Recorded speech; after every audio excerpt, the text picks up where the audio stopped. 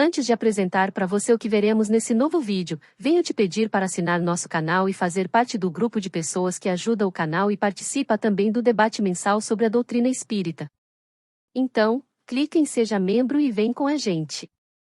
Há algo pulsando por trás das paredes da nossa vida familiar, um chamado, uma força, um mestre que nos guia mesmo quando não o vemos.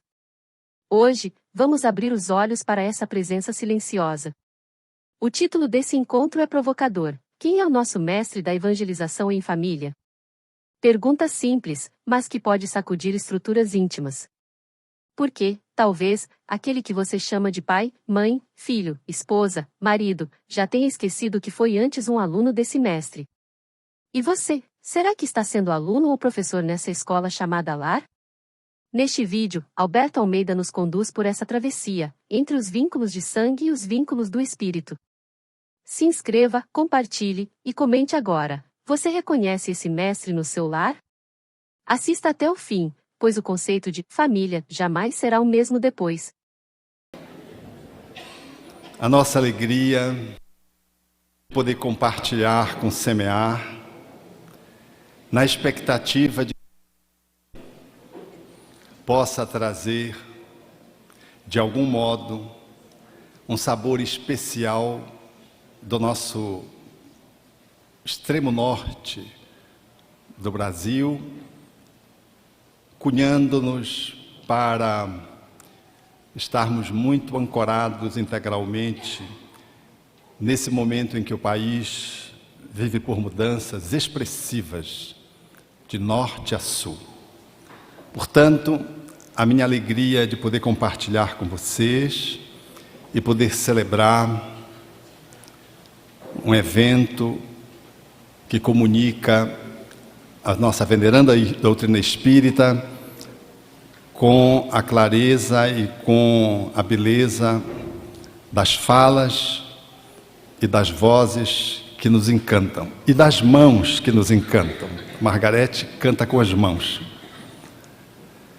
Vossos filhos não são vossos filhos. São filhos e filhas da ânsia da vida por si mesma. Vêm através de vós, mas não de vós. Convivem convosco, mas não vos pertencem. Podeis abrigar os vossos corpos, mas não as vossas almas. Podeis lhe conceder o vosso amor, mas não os seus pensamentos. Vós sois os arcos, vossos filhos são as flechas vivas. O arqueiro toma do arco e com toda a força o recurva e projeta as flechas vivas bem rápidas e para bem longe na direção do infinito. O arqueiro ama as flechas na mesma forma que ama o arco que permanece estável. É a fala de Khalil Gibran sobre os filhos, abrindo espaço para que possamos compreender um pouco daquilo que se estabelece enquanto o cultivo do Evangelho em família, no qual o mestre toma assento. Infelizmente, temos reduzido muito essa perspectiva de compreensão para transformarmos o nosso Evangelho num culto. Um culto externo, quase. De tal modo rebuscado e desconectado da realidade, não temos nos dado conta do que é esse venerando momento do Evangelho no lar. E entretecemos práticas que traduzem numa boa medida qual é a nossa compreensão do visitante, o ilustre mestre, o lar e este momento a mais que deve ser sagrado. Como um amigo lá do norte, que antes do exercício do Evangelho em família, abrindo aleatoriamente o Evangelho, e nesse movimento ele lia as páginas que sempre estava direcionado a um filho, ao outro, dependendo da circunstância, e se seguia a sua fala como quase que um sermão bem encaixado. A tal ponto era só bingo nos filhos que os filhos desconfiaram de que o pai estava usando alguma mutreta. E deram-se conta de que efetivamente o pai não confiava no divino e fazia a seleção adrede do Evangelho, escolhia a página e improvisava abrir aleatoriamente, mas na verdade a página já estava marcada. Então ele lia e disse: interessante, meu filho, que os nossos benfeitores nos reservaram para esta noite. Quando os filhos se deram conta de que esse era uma jogada, a despeito da boa intencionalidade do pai, os filhos então tiveram a ideia, pegaram o Evangelho, e quando o pai ia abrir ao acaso, um deles disse: não, pai, hoje eu abro. E o pai, quando ia passar o Evangelho, disse: não precisa, pai, eu estou aqui com um na mão. Aí ele abriu, chapéu no pai, leu a página e disse: pois é, papai, você está vendo a mensagem? A mensagem tinha tudo a ver com ele, com aquela semana que ele tinha vivido e tinha feito os seus tropeços naturais, como todo ser humano que caminha na terra. E aí, quando o pai percebeu que tinha sido identificado, o Evangelho se tornou verdadeiramente o Evangelho. Porque todos se riram. Porque o pai não acreditava nos espíritos. E fazia daquele pseudo-improviso uma estratégia de poder educar a família e levá-la a Jesus. Mas aquele momento de descontração, de riso, quando os filhos identificaram o pai, porque entendendo a sua boa intenção, transformou-se num verdadeiro evangelho no lar. Porque evangelho no lar não é recepcionar Jesus uma vez a cada semana, num preparo como se Jesus precisasse ser reverenciado, na forma de um culto, porque em função da genuflexão e da contemplação, nós temos adiado a nossa renovação ao longo dos milênios. O Evangelho no lar, quando se transforma num culto externo, ele falece no seu objetivo e o mestre não comparece. Fica de fora, como fica nas catedrais da Europa, aonde ele está presente nas escadarias, mas não está lá dentro. E às vezes entra quando tem o canto, a contemplação das pinturas, a arquitetura, a arte, portanto, falo entrar, mas habitualmente ele fica de fora. Que o nosso lar, portanto, possa ter um olhar diferenciado, para poder compreender essa nossa relação com o mestre, com o ilustre visitante que talvez pudesse deixar de ser visitante para ser um conviva. Esse talvez fosse uma escolha mais enriquecedora. Mas parece que Jesus está tão distante, nós estamos tão apartados dele, que ele marca um encontro semanal. E a nossa relação acaba por ser uma relação religiosa programada, semanal, cultista, porque não damos conta de olhar a nossa relação com Jesus como a proposta espírita nos espicaça, nos enseja a avaliar. Enquanto tivermos um dia para reverenciarmos Jesus, ele não comparece. O olhar espírita está muito para além do culto, sem nenhuma crítica ao culto das religiões, seitas e experiências culturais que fazem do culto o símbolo através do qual acessam o divino. Mas no Espiritismo, nós temos a compreensão de que o altar é a consciência, o templo é o universo, a lei é a amorosidade, a caridade. E nós precisamos fazer esse encontro divinal aonde estivermos, em qualquer circunstância aonde nós nos encontrarmos. Não há lugar sagrado, não há dia sagrado. Há o lugar e o dia que eu sacralizo. É muito diferente. Então, quando a família observa essa formatação de fazer o Evangelho para receber o Divino Mestre em casa, os filhos vão criando essa dicotomia de que há um momento para Jesus e há um momento para Mamon. E fica muito desfavorável, Porque Jesus veio uma vez por semana, 50 minutos, 30 minutos, 20 minutos, e Mamon campeia o resto dos dias. Vocês não acham que é desigual isso? Esse tem sido o nosso olhar em família para nos relacionarmos com Jesus, numa prática que Allan Kardec propõe exatamente às avessas. A nossa relação com Jesus precisa ser otimizada, precisa ganhar fóruns de continuidade. A despeito de uma reunião semanal que receberia apenas o cunho de uma reflexão a mais, para refinar criativamente a nossa praxis, a nossa prática, a nossa vivência da teoria ao longo de todos os dias. Porque Jesus, em sendo o nosso mestre, a exemplo de tutor que ele é da humanidade, ele deveria estar conosco perenemente. E naquele dia, de uma forma mais apropriada para a reflexão, nós nos recolheríamos para fazer a leitura de uma página e, à luz daquela página, fazermos a conexão com a nossa vivência daquela semana e podermos fazer uma autorreflexão, qualificando a nossa relação com Ele. Portanto, nós precisamos tirar Jesus da sacristia. Nós precisamos tirar Jesus das alturas. Não foi outra razão porque ele veio estar conosco. E veio nesse formato do Consolador prometido. Sem nada que pudesse nos distanciar dele.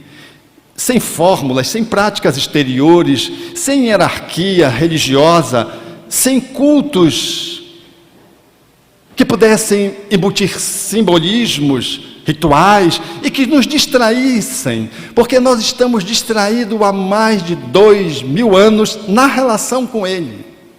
E, aliás, usamos isso para podermos manipular-nos a nós, manipulando os outros ao mesmo tempo. A nossa relação com Jesus tem que ser uma relação linha direta, agora já. Até para fazer as reflexões meditativas, nós temos que fazer um esvaziamento do cotidiano para abrir um espaço para que ele penetre. Veja como é paradoxal isso. A meditação na perspectiva espírita, você vai se esvaziar do mundo para, no momento, você falar com ele se conectar com você poder fazer um movimento de maior aproximação dele. É às avessas o pensar espírita. Esse talvez seja um pensar para o ocidental que não está habituado com o cultivo das meditações orientais, budistas.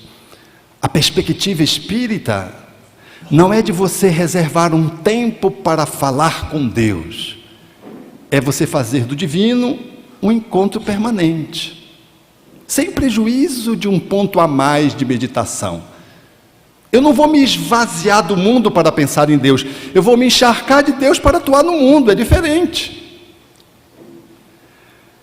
Então, os nossos filhos, que não são nossos filhos, são filhos da ânsia da vida por si mesma, eles estão aí, postos ao nosso lado, vieram das nossas entranhas para que pudéssemos fazer um melhor movimento de acolhimento, cuja responsabilidade temos, como nos colocou a Ana, de sermos os co-criadores. Nós como que ensaiamos o divino, recriando a criação, quando o Espírito renasce, e mais nessa plataforma que é o lar, que vai se multiplicar em bênçãos ou em tormentos para a humanidade, nós somos chamados a ocupar esse lugar, que é o lugar daquele que media a relação com Deus, colocando Jesus como a nossa referência principal. Porque às vezes o lar, ele é polimórfico, o parceiro ou a parceira tem uma outra crença, e nós vamos encontrar um outro meio para não nos atrapalharmos, e vamos fazer um evangelho a vários modos, talvez usando Bhagavad Gita, talvez usando o Corão, talvez usando junto com o evangelho, quem sabe, ou só o Novo Testamento, mas vamos tentar fazer um link de modo que o divino possa comparecer na reverência do nosso cotidiano. A nossa relação de espiritualidade não pode ser com Jesus no Evangelho no lar, nem no centro espírita quando você faz um transe mediúnico. A espiritualidade não está no centro espírita. A espiritualidade não está nos eventos. Espiritualidade está onde estamos, porque somos espíritos. Na avenida, na rua, no beco, até no centro espírita.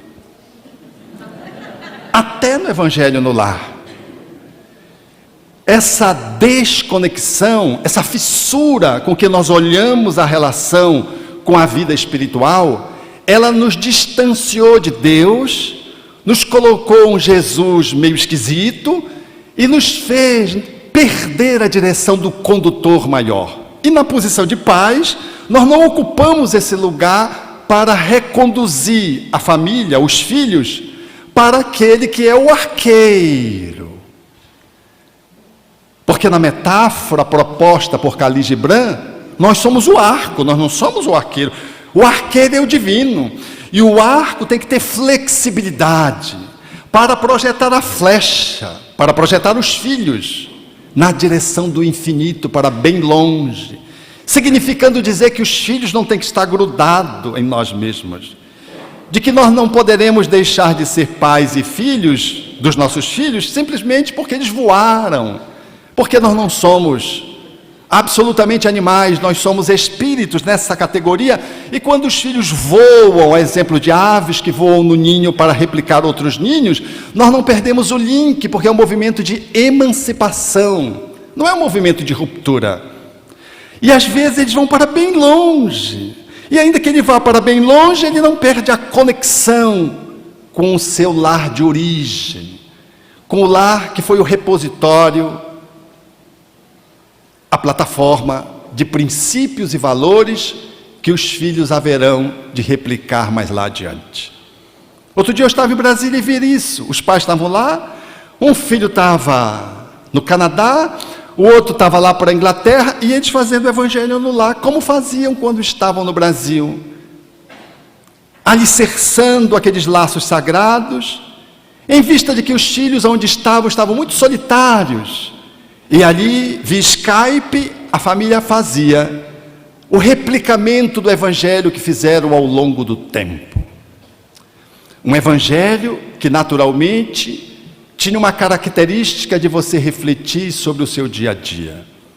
E que você fazia o implicamento do dia a dia para que você pudesse se tornar melhor face àquele que caminha contigo, ao teu lado. A figura de Jesus. Que deve ser para quem os pais devem remeter significados superiores, numa época em que os ídolos, os ícones, são tão frágeis. As lideranças no mundo hoje, elas estão tão comprometidas, e os filhos, notadamente quando alcançam essa idade da adolescência, eles naturalmente buscando o seu movimento de emancipação, para poder terem a própria cara, buscar a própria identidade, eles fazem o movimento de buscar outras referências. E essas referências coletivas nem sempre são referências de bom exemplo, de exemplo.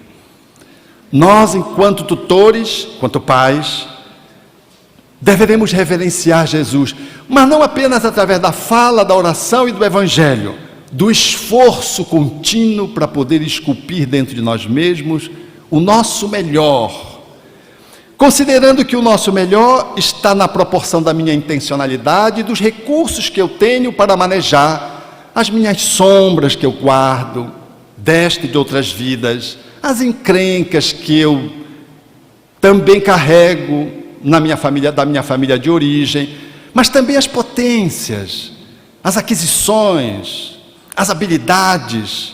Fazer esse manejo é um manejo muito complicado, muito difícil, muito delicado, porque não tem como ter uma fórmula única. Cada ser humano é singular, e na sua singularidade nós nos relacionamos diferentes.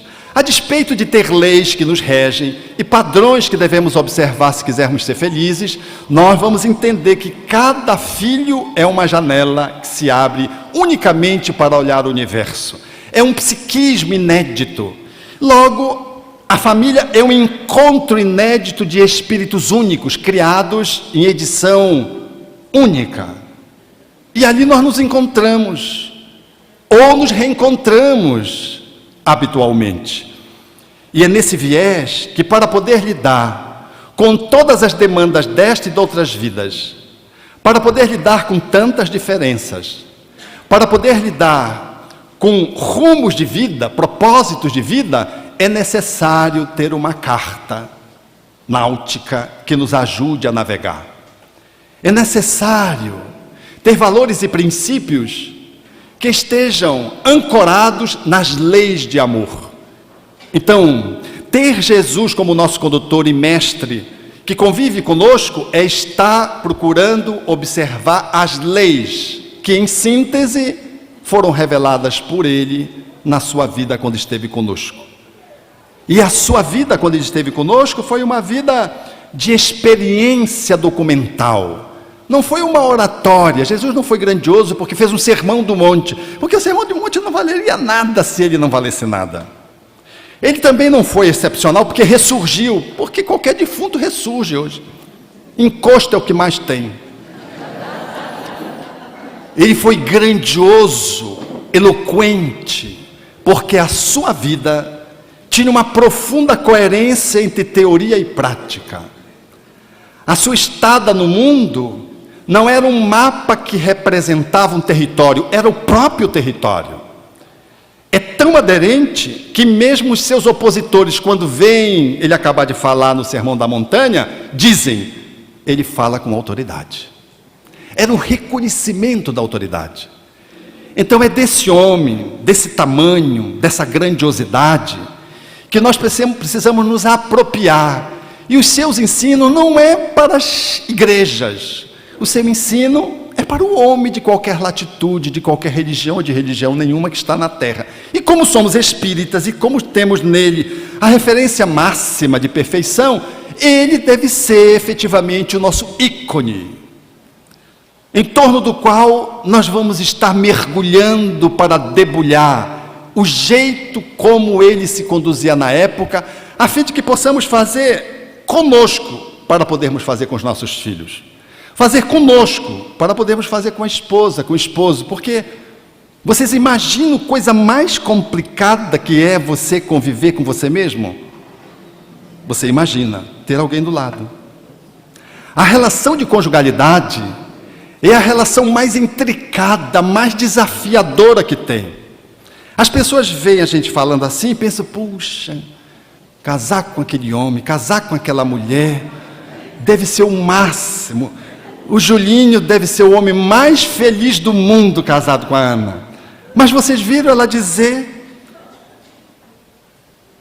mas ele toca violão.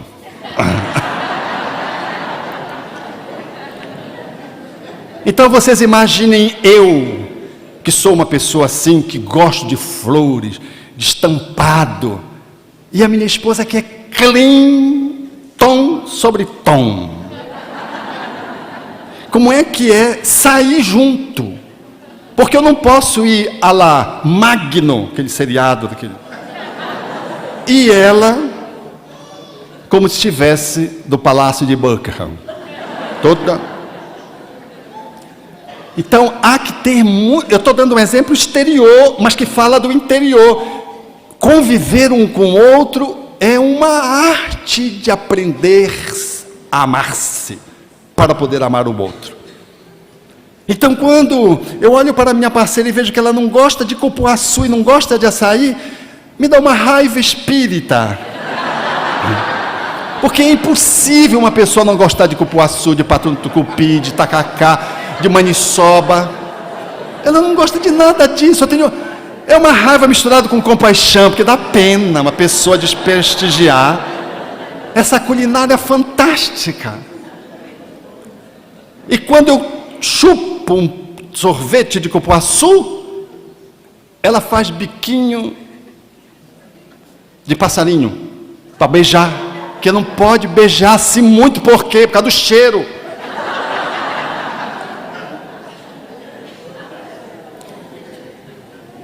Eu contei nesses dias que eu vim de Brasília e trouxe uma roupa roxa, uma roupa que eu achei muito bonita, roxa, e que vinha de dentro, parece uma galáxia se abrindo, era um malero ouro. E eu comprei a blusa, mas antes de comprar, perguntei para os amigos. A pior coisa é consultar os amigos, porque eles sempre mentem. Está sempre bom. Tá bom? Eles não querem nos desagradar, a vida é tão difícil, os amigos querem nos carregar. E eu comprei a blusa achando que eu estava abafando. Quando eu cheguei em casa, que eu mostrei para ela, ela olhou, fez um radiodiagnóstico e disse: está boa para ir na feirinha dia de domingo. A feirinha é a feirinha dos hippies. Mas sem provocar mal olhado, ela que é tão clean, foi pintar o cabelo, e pintar o cabelo de cor especial, que é aquele que geneticamente está em decreção, em regressão, e vai falir, vai desaparecer das pessoas ruivas. E ela foi na moda botar o ruivo, e pegou errado, e o cabelo ficou róseo. Eu, quando eu ia parando, nós íamos para o restaurante, quando eu ia parando no meio fio, eu olhei aquela pessoa, aquela cabecinha rósea, era noite. Ela entrou e eu disse: o que foi, meu bem? Ela disse: a pintura pegou errado. E eu ousei fazer uma pergunta com todo o meu acolhimento espírita, e disse: não teve jeito de... Ela disse: não, tem que esperar de 1 a 2 semanas. Porque a pior coisa, se você quer ofender uma mulher, fala do cabelo dela. Se você falar do cabelo, você entrou numa zona perigosa, você pode ser uma vítima fatal.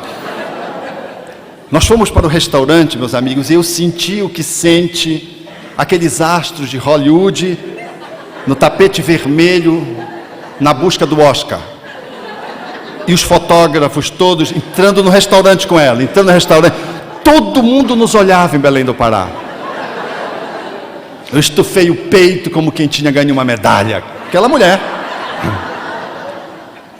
Estava tão ridículo que quando nós chegamos em casa, o meu enteado tinha acabado de chegar de Fortaleza, ele estava morando em Fortaleza. Quando ele a viu, ele teve uma crise de filho que quer casar com mãe, como dizia a nossa Ana. O que foi que aconteceu, mamãe? E começou, e como se não fosse suficiente, depois ele virou para mim: Alberto, como tu deixastes? É impossível um homem controlar uma mulher. O máximo que ele pode fazer é segurar pela mão no shopping para ela não se despencar para as lojas, é o máximo. Fazendo de conta que ele gosta de estar segurando na mão dela. Não é amor, é apego, às vezes ao dinheiro e à mão dela para ela não ir gastar. Eu acordava pela noite e olhava aquele negócio róseo do meu lado assim. Era lindo, gerava um clima romântico. Eu senti na pele o que era o Quinto Elemento, aquele filme, o Quinto Elemento. 2 semanas, meus irmãos, você não sabe quanto sofrimento. Esses exemplos exteriores falam das nossas realidades internas. Lidar com cada filho que não nasce com um manual de procedimento, como diria o Isamitiba. Cada filho é um. Um tu tem que empurrar mais, o outro tu tem que segurar mais. Um te afronta, o outro, se tu não pega duro, ele não amolece. O outro, quanto mais duro tu pega, mais ele surta. É uma coisa que só Deus dá conta. E nós ensaiamos as apalpadelas no escuro, para ver se a gente vai acertando. Eu dizia a Cláudia, agora nessa semana que se passou, com o neto que eu tenho, que é espírito superior, mas ainda não se revelou como espírito superior, ainda não reconheceu, não se descobriu. Só eu que vejo, eu não sei que encarnação ele vai ser superior, eu queria que fosse agora. Ele chegou, depois de ter subvertido a ordem ao vir da escola, porque queria vir na chuva. Em Belém a gente pode pegar chuva, porque é quente, você pega chuva até refresca. Você não tem pneumonia, não tem problema nenhum. E ele saiu debaixo do guarda-chuva, mas molhou o seu equipamento, a mochila. E quando ele deu conta que molhou a mochila, tinha uma identificação do nome dele que não estava coberta, e molhou. E ele, por isso, depois de ter subvertido a ordem da tia que o conduzia, não querendo ficar embaixo do guarda-chuva, ele teve uma crise em casa, eu fui, abracei ele. Não, que tenha calma, ele abraçou. Aí eu fui ver, era uma bobagem. Aí ele olhou para mim depois e disse, sabe, vô, tu és a pessoa que mais me irrita. E a pessoa que mais me acalma junto com a minha mãe. Quer dizer, eu era os extremos. Irrita, porque eu enquadro ele. Eu sou mais pai do que avô. Então, regulando, PlayStation, Fortnite, essa confusão toda, eu estou em dia com ela, porque eu preciso estar em cima dele. Agora, estar em cima dele para falar de Jesus, uma vez eu falei como mestre, porque ele falava de todos os super-heróis, e um dia eu no meio da sala disse, você sabe qual é o maior super-herói do mundo? Ele me olhou, eu tinha uns 3 para 4 anos. Aí ele disse, o Homem-Aranha. Eu disse, que Homem-Aranha? Ele disse assim, o Hulk. Que Hulk? Ele disse, tu. Eu disse, que é o que, rapaz? Já sei, Deus. Aí eu peguei o gancho e disse, sim, o Filho de Deus, Jesus. Aí ele estava na época do Homem-Aranha, né? Ele fazia assim, zzz. A pessoa que não enxergava começava a enxergar. O que não ouvia começava a ouvir. Zi! Aí os peixes se multiplicavam, os famintos tinham que comer. Aí o outro andou sobre as águas. Eu saí dramatizando, eu estava de pé, saí dramatizando. Eu acho que eu incorporei algum artista. 2 dias depois eu estava na cama deitado com ele. Eu disse, você sabe quem é o maior super-herói do mundo?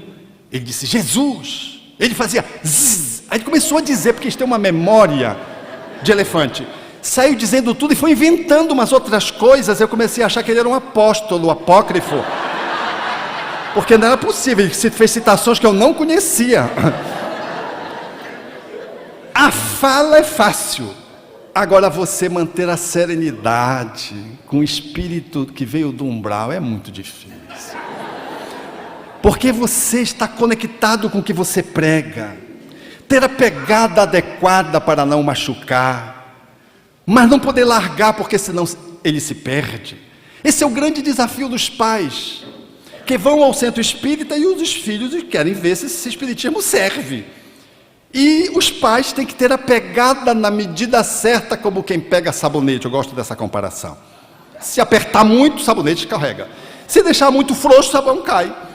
Com o filho é assim. Tem a medida certa para cada um, não é para todos. Você tem as regras gerais, mas você faz os ajustes VIPs. Cada um tem a sua cota necessária.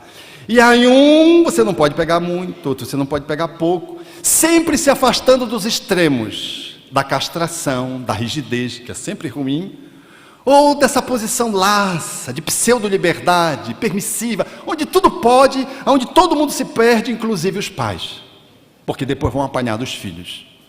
Manter a autoridade sem ser autoritário, e sem ser um laissez-faire, um abdicrata na relação do exercício do poder, estabelecer limites para que eles possam entender que liberdade e responsabilidade sempre tem que andar junto, poder amar os filhos a despeito de poder dizer não, e eles poderem entender que não é uma expressão de amor, porque todos os pais que dizem sim, sim, sim, não amam seus filhos, e todos os que dizem só não, não, não, não amam seus filhos. A dose do sim, do não, ainda que buscando um tempo de reflexão, se você não sabe o que, porque nós não somos espíritos justos. Se um espírito é justo, o que você apresenta, ele dá como resposta, está ali, graças à sua sabedoria. Eu vejo minha mãe, o que eu proponho para ela, ela traz e traz ali, irretocável. Eu não, eu tenho que fazer, como disse a Ana, eu tenho que ficar meia hora pensando, vai para cá, pesando os prós, os contras.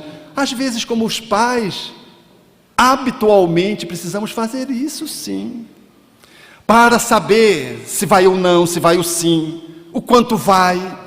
Esse manejo, ele fala da nossa relação de teoria da leitura do Evangelho no lado, do centro espírita, e fala de uma prática, que os filhos podem checar. Mas você não é dirigente do centro espírita? Imagine você ouvir isso de um pai, de um filho. Mamãe, a senhora não aplica passe. deu palmada nele. A senhora não aplica passe? Como é que você enquadra uma palmada que ficou doendo a tua mão? Você imagina o bumbum da criança. Quando é no bumbum. Quer dizer, quando ele denuncia o teu fracasso e conecta com a doutrina espírita, onde fica Jesus nessa história, o mestre? Quando você ultrapassa um sinal que está para vermelho, saiu do amarelo, e ele diz, você passou o sinal fechado. E aí você diz não. Quando você diz não, você comete uma segunda infração seguida da primeira. Primeiro que você passou no sinal vermelho, ele viu. E segundo, você nega. E terceiro, você ainda arruma uma medida, senão é que o papai não está enxergando direito. E se o filho é mais graúdo, e por que se o papai não está enxergando direito, está dirigindo? Vocês imaginem a encrenca? Então lidar com a verdade, do conhecereis a verdade, ela vos libertará, e poder trabalhar a verdade, no ponto onde que estamos no nosso processo evolutivo, de poder chegar para o filho e dizer, fui mal, exagerei, releve lá seu pai. Não, releve seu pai, eu estou aprendendo também a ser pai, e você está me ajudando na posição de filho. Isso é uma atitude grande, profunda. Melhor não pedir por conta de orgulho, de perder a autoridade. Não perde a autoridade, porque a autoridade está posta em casa, e nós podemos remetê-la ao divino convidado, o mestre dos mestres, Jesus, se os nossos filhos se sentem amados.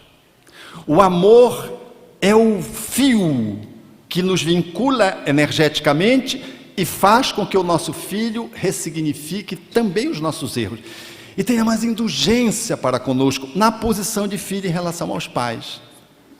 Nós não somos ainda um arco capaz às vezes de ter toda a flexibilidade. Nós queremos ser o arqueiro, queremos decidir pelo filho, queremos escolher a profissão dele, a namorada dele. E se temos encrenca do passado e ela está relacionada a gente, por exemplo, homem, aí que a gente vai querer mesmo mandar no namorado dela.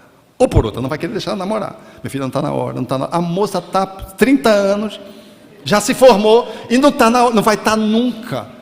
Porque ele veio da Arábia, ele tinha um harém e ela era uma delas. E se é a mãe em relação ao filho, o mesmo fenômeno se dá, porque nenhuma mãe abre mão do seu filho. E por ela ter muito poder, é um poder umbilical que a mãe tem sobre o filho. Como ela tem muito poder, ela manipula o filho. Mãe comparece na psicoterapia mais do que qualquer outro ente da vida da pessoa que está lá. Ela frequenta mais do que a própria pessoa que vai à psicoterapia. Porque o filho traz e traz e traz. Então imagine a mãe dizendo, meu filho, essa mulher não é para você. Aí ela vai com raio-x, identifica as dificuldades. E é real, ela tem razão. Aí o filho cede. Mas não é porque ela tem razão que ele tinha que ceder. Ele cede porque ela está jogando mau presságio. Palavra de mãe horrível, não faz que você vai cair. Cai. Foi uma indução hipnótica, a pessoa vai cair. A mãe não diz, tenha segurança, cuidado, se segure. Ela diz, vai cair. A criança vai e cai. Neurolinguisticamente é assim que se dá o processo. E hipnoticamente é assim que dá o processo. Até que chega aquela mulher do centro espírita, filha de família espírita, evangelizada desde o útero, antes dele. Na reunião mediúnica ela já foi sendo amaciada, veio. Frequentou a evangelização, desde a evangelização de bebê, vem que vem, vem que vem, vem que vem. Aí encontra aquele rapaz dominado pela mãe. Ela não tem o que dizer daquela mulher. O que é que ela faz? Em função do seu apego, de rejeitar o processo da desvinculação, de não querer abrir mão do seu grande amor do passado, que é um grande egoísmo, que é um amor para mim, não um amor comigo. O que é que ela diz? Não tem o que dizer. Aí ela busca uma estratégia que é muito comum nas mães quando não tem argumento. Meu filho, não sei não. Já ouviram isso, né? Alguma coisa está me dizendo. Ela não diz que é Deus direto, porque fica assim muito na cara, né? Não sei se é o seu anjo guardião, se é o meu. Seu da família, ela vai subindo na escala dos anjos. Essa mulher não é para você. É coração de mãe. Se você quiser, vá. Mas não é para você. Gente, o que os espíritos têm que fazer? Tirar o cara do corpo e dizer, vai que é ela, vai que é ela. Vai. Programou com ela. Mas a mamãe está obsediada, vai. Obsessão de encarnado para encarnado. Então, eu estou falando de amor, né? Mas o nosso amor sempre é meio contaminado. Não tem amor puro na Terra, não. Está cheio de apego, está cheio de encrenca. Então essa capacidade de, enquanto pais, podermos estar nos relacionando na posição de cônjuges e estar dando conta das nossas encrencas, atualizando-nos no alto amor para amar mais a parceira, exemplo de conjugalidade para os filhos e ao mesmo tempo nos empoderando da posição de pai, de mãe, para exercermos a paternidade e a maternidade de forma mais consequente, com menos erros. Não pense que você não vai errar, porque isso já é um erro. Errando menos, ensaios, tentativas. Algumas você descobre logo cedo que você errou e já refaz, como dizia a minha cunhada para o meu sobrinho. Meu filho, faça assim, assim, assim. Mamãe, a senhora não me ensinou assim. Eu ensinei errado, agora estou ensinando certo. Faça assim, assim, assim. A gente vai atualizando. Essa atualização, ela é de mão dupla. Porque a gente vai, o filho se revê, se recoloca, e isso que é o Evangelho em casa, todos os dias, o dia inteiro, o dia todo.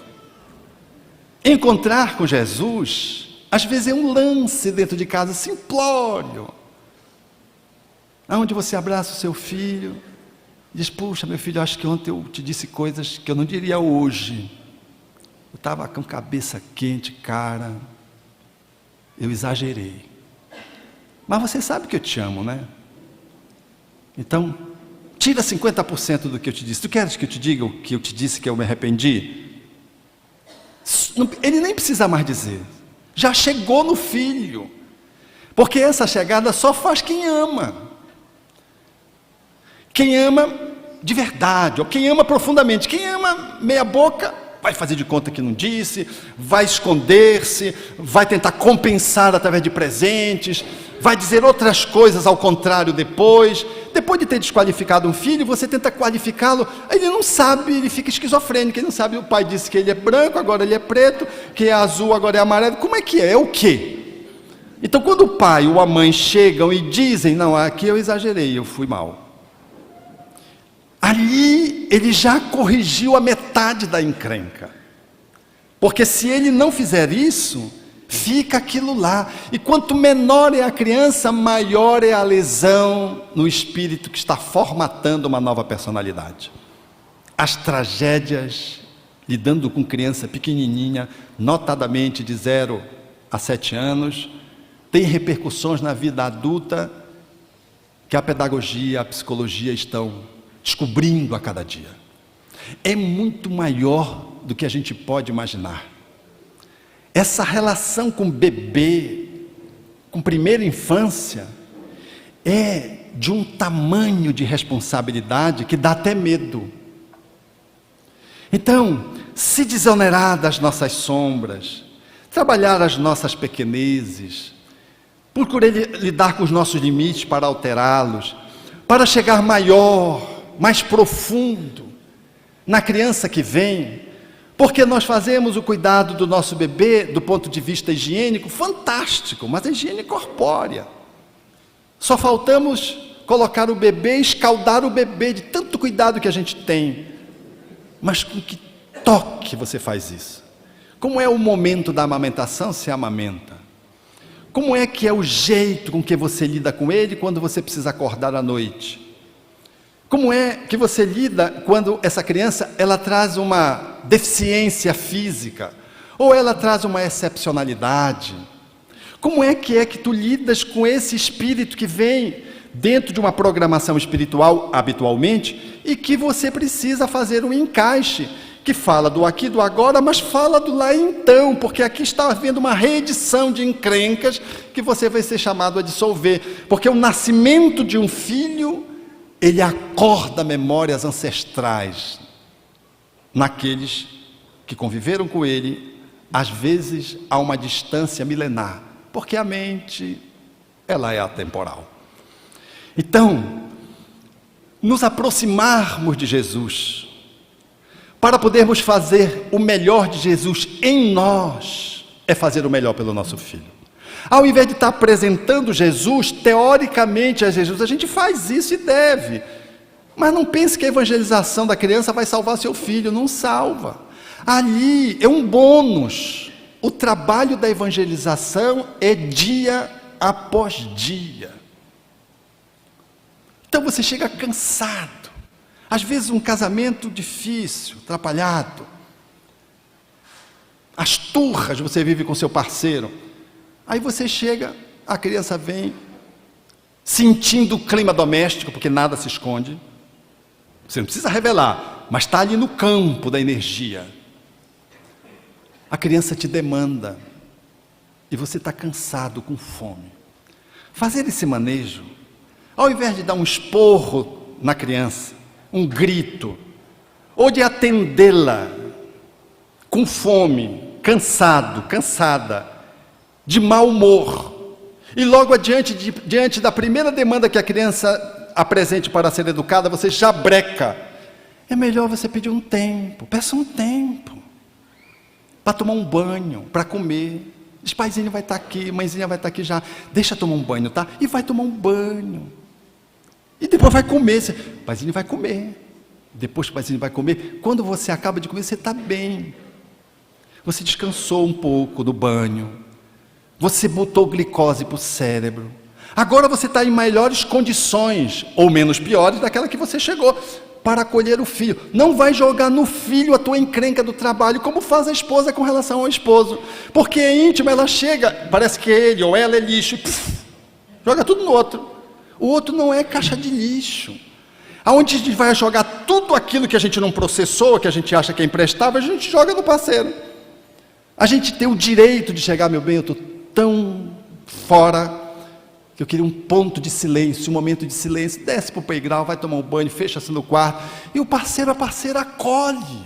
Esse é o momento do outro com ele, porque se ele não estiver com ele, ele vai bombar em você, e você vai reclamar que você não é respeitado, que ela disse, ou ele disse isso e aquilo.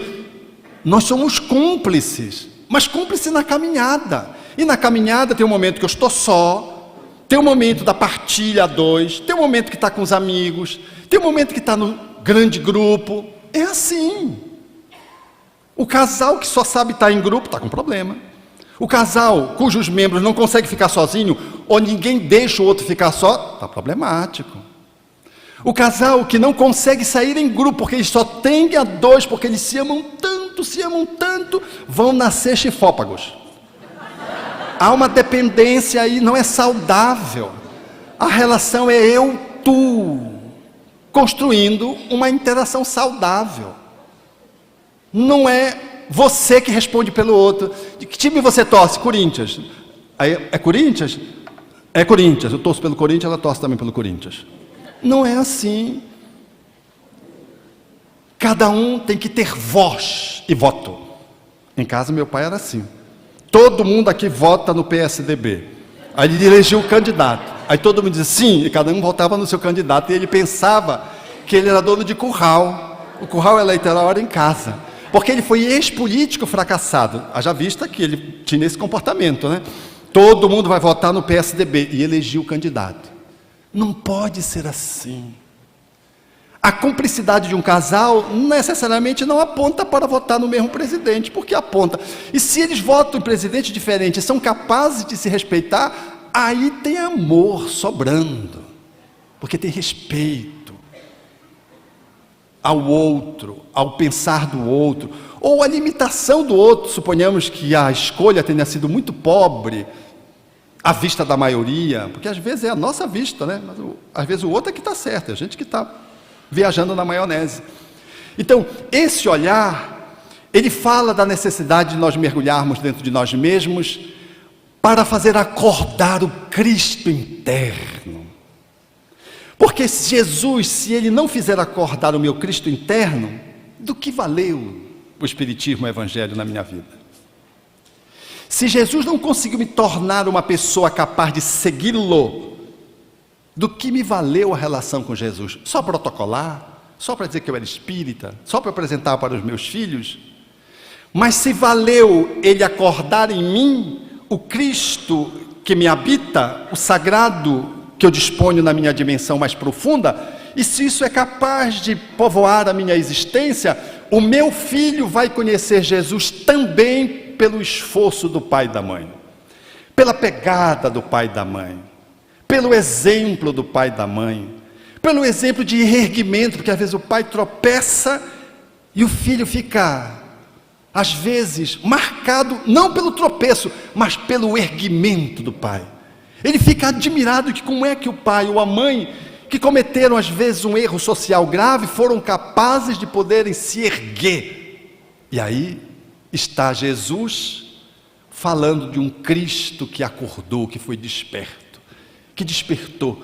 E assim é mais fácil despertar o Cristo que está dentro do outro. E eu não estou falando de cristianização, de processo iluminativo em nível máximo, de nos tornarmos espírito superior. A gente é o que é no nível que está.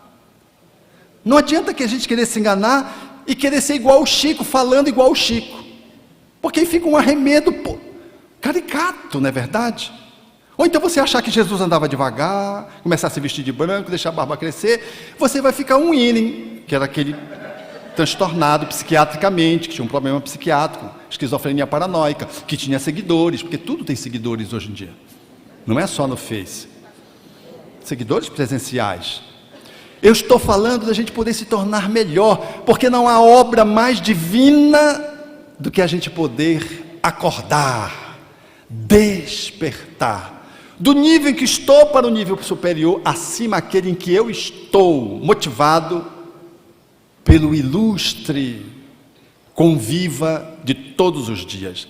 Quando isso acontece, a família vai se enriquecendo. Aí nós vamos entendendo as encrencas, as limitações, vamos nos perdoando, a nós enquanto pais, as nossas fragilidades, aos nossos tutores que nos criaram, às vezes não puderam nos amar como gostaria que pudessem, ou deram tudo que foi possível, mas nós, num dado momento, sem compreender, rompemos com eles. A gente vai, atualiza essa história em nome de Jesus, que acordou o Cristo interno em meu, e faz com que eu volte e possa reconhecer os meus pais, honrar os meus pais e ser grato a eles. Eu fiz esse trabalho, eu quero confessar para vocês, sem nenhum processo de auto-engalanamento ou narcísico, mas eu tinha uma dificuldade com o meu velho Abel, que era muito difícil, porque 3 dos filhos ele tratava diferente, e eu era um deles, e ele era implacável, e pegava o espiritismo, batendo o espiritismo, bate em mim. Eu tenho uma relação com o espiritismo muito forte, e ele, para me atacar, ele atacava o espiritismo, e aquilo foi me machucando na infância inteira, porque era desigual a forma como ele tratava. Ele tinha um filho que era um coração de ouro. Esse filho vinha antes de mim, eu era depois desse. Esse filho chama-se Eduardo. Narrei essa história a Lures, aqui. E esse filho, ele dispensava tudo, relevava tudo, perdoava tudo, e a mim o cacete comia. E eu era que ia para o centro espírita, eu era que era o trabalhador espírita, e o Eduardo não estava nem aí, mas era o filho tratado assim. À medida que eu fui me dando conta, que eu fui estudando, fui me vendo, porque o pior é a gente ficar olhando só para o outro, aí a gente não se encontra. A gente tem que olhar para o outro para se ver. Se a gente olhar para o outro e não se ver, não encontrou o outro, nem encontrou a si mesmo. Aí eu fui me encontrando, aí eu fui reconhecendo que aquele homem, ele era nobre. Ele deu o que não podia dar, em regra, um homem nas condições em que ele estava. Porque era um deficiente físico e era um deficiente mental. Ele tinha um transtorno do humor grave. Internava, levava eletrochoque na época. Quer dizer, era um homem, no entanto, deixou sinal de integridade emocional, conjugal. Sustentava a família, foi aposentado por invalidez para bancar os filhos. Agora ele não podia tratar almas que eram diferentes para ele. E esse meu irmão Eduardo era uma pérola para ele, mas ele era uma pérola para o meu irmão Eduardo. Eu olhava o Eduardo tratando o papai, o velho Abel, e tinha uma paciência de Jó. E eu ia para cima do velho Abel, já eu crescido, queria educar o velho Abel, queria enquadrar, queria espiritizar o velho Abel. E aí o velho Abel se reagia. E o Eduardo tinha uma paciência, eu ficava olhando para o Eduardo com uma inveja espírita, né? Digo, poxa, eu sou espírita e o Eduardo está com um comportamento desse. Eu ficava admirado de ver a beleza do comportamento filial que eu não tinha. Eu não tinha porque eu estava encrencado.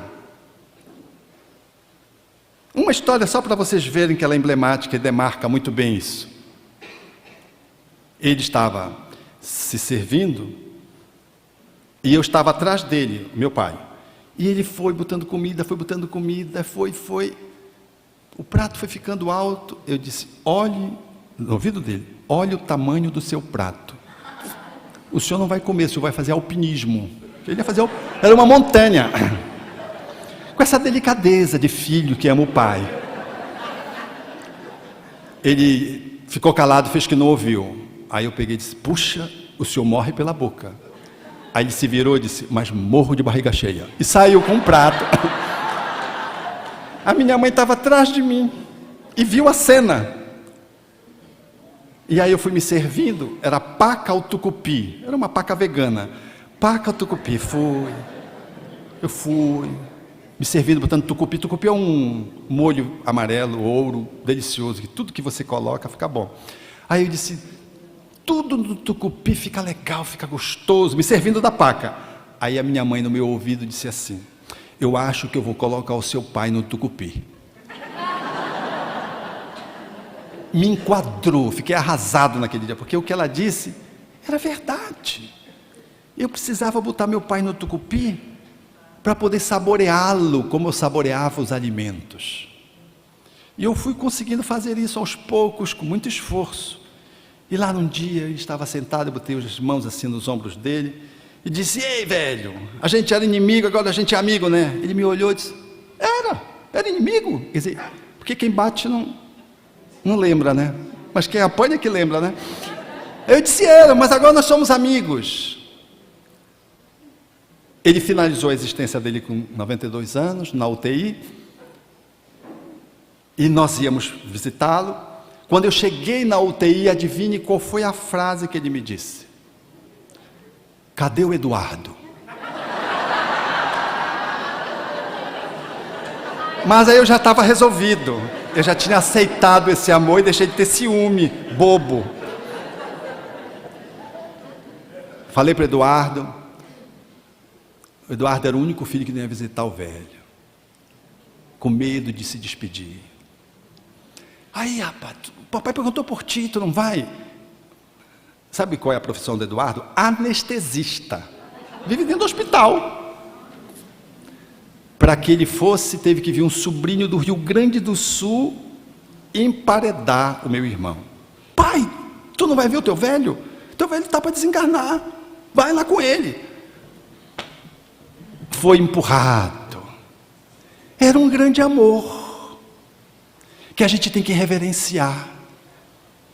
Mesmo não sendo o filho da predileção, nós não podemos quebrar a equanimidade no trato dos filhos, mas não podemos negar a afinidade. Respeitar a afinidade, que não conspire com a equanimidade no trato com os filhos, portanto que não seja injusto, é de bom tom. O Espiritismo nos ajuda a fazer isso. E nós conseguimos, portanto, fazendo despertar aos poucos esse Cristo interno, reconciliar-se com os pais, com os filhos, com o parceiro, com a parceira, e vamos dando conta de poder ser o melhor que consigamos ser, como casal, como pai, impulsionando as flechas na posição de arco e deixando que o divino projete os filhos na direção do infinito, alcançando os seus objetivos.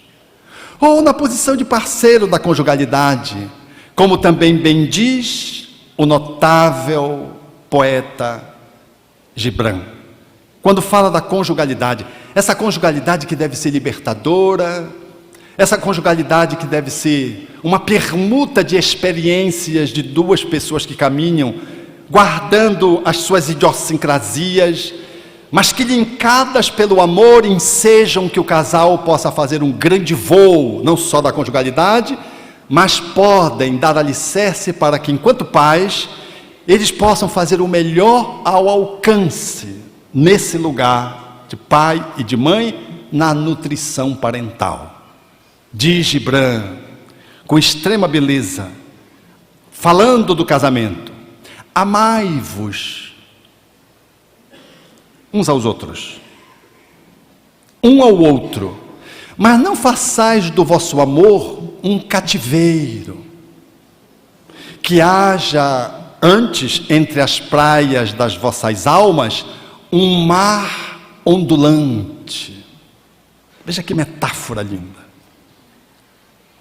Cantai, dançai juntos, mas deixai cada um ficar a sós. Estais aconchegados, mas não ficais aconchegados demais, porque as colunas de um templo, elas se erguem separadamente. As cordas da lira, nada obstante distantes, estão juntas na mesma melodia. E o carvalho não cresce à sombra do cipreste. Esse olhar que nos respeita a individualidade, que nos empodera no nosso processo de autoiluminação, nessa relação com Jesus, dia após dia, silenciosa, menos barulhenta, com menos visibilidade externa, que não tão parece, mas que é, porque é de verdade, ela fará de Jesus não só o nosso mestre, mas o mestre daqueles a quem nos colocamos na posição de mediadores do processo evolutivo, nessa posição de pai e de mãe. E conseguiremos, numa certa medida, alcançar esse objetivo, tanto mais quanto maior for a revolução que nós fizermos dentro de nós mesmos. Porque esta revolução é igual ao aumento da taxa de amorosidade e redução de tudo quanto represente limitações, empobrecimentos, sombras, deficiências, imperfeições. É esse o movimento do brilha a vossa luz. Porque se a nossa luz não brilhar em casa, a sua luminosidade fora não serve para nada. Você quer saber se uma pessoa é espírita? Pergunte para o familiar. Eu não falo naquele início, onde o familiar, com raiva de você, fica xingando você, puxando você para baixo. E você está fazendo a revolução. Você está trabalhando a sua agressividade, por exemplo, mas ele fica cutucando você, espírita, né? Bufando aí, né? Porque a gente bufa. Quem tem agressividade, bufa. Não deixa de bufar de uma hora para outra. Não se evangeliza de uma hora para outra. Dominar o tigre que nos domina por muito tempo não é fácil. Domesticar esse tigre demora um tempo. E o familiar opositor, esposa ou filho ou a sogra, ela pode fazer essa checagem, espírita, né? E pode dizer na reticência, bufando.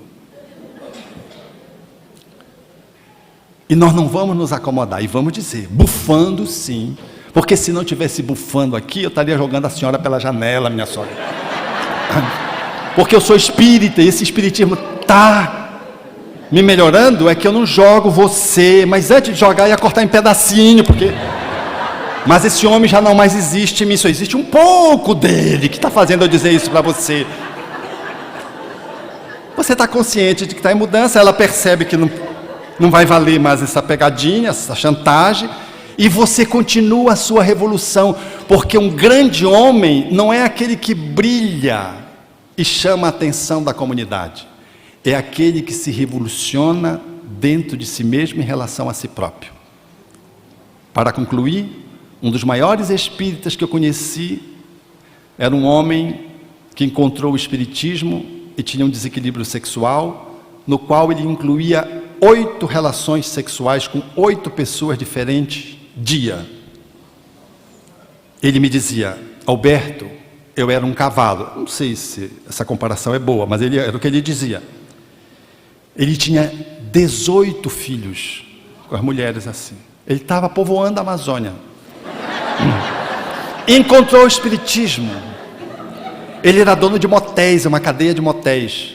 Quando ele encontrou o Espiritismo, ele entrou em choque. Ele foi se reajustando, mudou de ramo, passou a ser dedetizador. Causou impacto na família, nos filhos, nas mulheres, porque o status econômico diminuiu muito. E aquele homem, na casa espírita, era o aplicador de passe e era o condutor das pessoas que chegavam. Sempre de boa mente, sorrindo, acolhedor. Ninguém conhecia profundamente a história daquele homem que hoje está na parte espiritual. Ele me dizia, depois que eu conheci o Espiritismo, eu fui reeducar a minha energia sexual. E eu casei, que dentre as mulheres que eu me envolvia multiplamente todos os dias, tinha uma que eu sentia que era algo diferente, era uma prostituta. Eu fui e me casei com ela. Hoje, ela tem problemas ginecológicos em função da profissão que ela exercia. As nossas relações sexuais são muito espaçadas, mas eu não sinto aquele afogueamento que eu tinha antes, mesmo quando tinha múltiplas relações sexuais e não conseguia ter paz. Hoje eu estou sereno, aplico paz, conduzo as pessoas, qualquer atividade material eu estou disposto para poder fazer o meu melhor. Esse homem, eu tinha vergonha de estar do lado dele, porque para mim ele era o que eu queria ser, uma revolução desse tamanho, porque a revolução maior que nós temos no Evangelho, segundo Emmanuel, foi de Madalena, porque Paulo, enquanto Saulo, era já um espírito identificado com a lei, mudou, a mudança foi apenas um ajuste, mas Maria de Magdala foi a mulher que fez o maior processo de mudança interna, e por isso Jesus aparece para ela por primeiro, quando ele ressurge para o mundo. Não é para que o povo descobrisse que ele estava ressurrecto e as mulheres são mais hábeis na comunicação verbal. Não era essa. Ela foi a mulher que maior revolução fez dentro dela mesma. Se você é capaz de fazer isso, como homem, como mulher, como esposo, como esposa, você haverá de compreender a fala de Gibran. No que tange a família, em relação a esse condutor que nos conduz. Vossos filhos não são vossos filhos. São filhos e filhas da ânsia da vida por si mesma. Vêm através de vós, mas não de vós. Podeis abrigar os vossos corpos, mas não as vossas almas. Podeis lhe dar o vosso amor, mas não os seus pensamentos, porque eles terão os seus próprios pensamentos. Vós sois o arco, vossos filhos são flechas vivas. O arqueiro toma do arco, recurva-o, para projetar as flechas na direção do infinito, para bem longe e rápidas. Mas o arqueiro ama tanto as flechas que voam, quanto o arco que permanece estável. Obrigado. E agora, chegamos ao fim, mas não ao término dessa jornada. Porque o mestre da evangelização em família não está encerrando um tema, está abrindo uma vida. Se você compreendeu que esse mestre é mais do que alguém, é presença, ação, transformação, então o convite é para viver esta presença em cada gesto, em cada palavra, em cada silêncio. Deixe de lado a teologia didática e torne-se teólogo vivo na sua casa. Ensine menos com slogans e mais com atitudes. Faça do seu lar o laboratório do Evangelho. Compartilhe essa mensagem com sua família, com quem precisa lembrar que a evangelização começa em casa. Comente, qual será o primeiro passo que você dará agora para reconhecer esse mestre no seu lar? Se inscreva no canal e vire membro também, tendo acesso a vídeos exclusivos e a nossa reunião mensal de debate sobre temas da doutrina espírita. Junte-se a nós nessa caminhada onde o amor se torna verbo, onde a presença se torna missão, e onde o lar se torna templo vivo da luz. Que assim seja.